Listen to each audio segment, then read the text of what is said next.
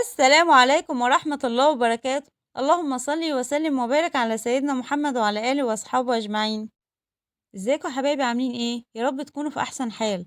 النهاردة مع بعض هنعمل السمك المقلي، وأقولك ازاي بقى ما يشربش منك زيت، وهنعمله تتبيلة ما أقولكيش بقى على جمال طعمها.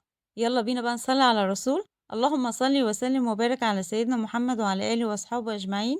ونقول بقى بسم الله الرحمن الرحيم. أول حاجة السمك معانا طبعا بننضفه وبنشيل القشر اللي عليه من بره، ونقعته بقى في مية وملح وليمون لمدة ساعة. بعد كده شطفته تحت الحنفية وسبته في المصفى يتصفى من أي مية فيه. معانا بقى الثوم المفروم، وفرمة معاه قرن فلفل حامي، طبعا ده اختياري، لو عايزة تستبدليه بفلفل رومي ينفع معاكي برضو. هنضيف بقى الملح، وطبعا كلنا عارفين السمك بيحب الكمون، هنضيف معلقة صغيرة من الكمون ومعلقة صغيرة من الكزبرة. هنقلب بقى الكلام الجميل ده مع بعض. هنضيف بقى عصير الليمون، وعلشان السمك يطلع معاكي مقرمش هنقليه بقى وقت الأكل، يعني مش هنقليه ونركنه، وهنطلعه طبعا على مناديل مطبخ عشان يتشرب من أي زيت زيادة فيه.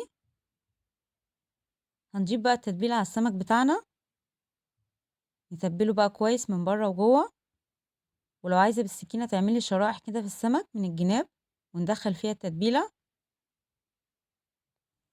ولما نتبل السمك نسيبه بقى في التتبيلة مش أقل من ساعة، هيفرق معاكي في الطعم بجد، غير لما تقليه على طول. كده تبلنا مع بعض السمك، هنسيبه بقى في التلاجة لمدة ساعة ما يشرب كده من التتبيلة. معايا بقى كوباية من الدقيق،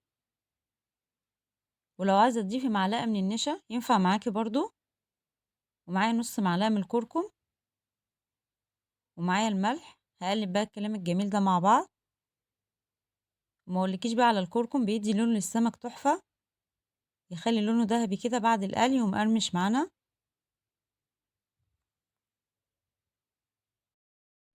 نزلنا بقى السمك في الدقيق من الجنبين كده، وبعدين هنخبط على السمكة نشيل أي دقيق زيادة فيها، عشان طبعا الدقيق الزيادة ده بيقع مننا في الزيت وممكن نغير لون الزيت معانا. وطبعا كلنا عارفين ان زيت السمك بنقلي فيه السمك وبعد كده بنستغنى عنه، ما ينفعش نقلي فيه حاجة تانية. هنكمل بقى باقي الكمية بنفس الطريقة. لما نيجي بقى ننزل السمك في الزيت نكون مسخنينه كويس علشان السمك يبقى مقرمش معانا.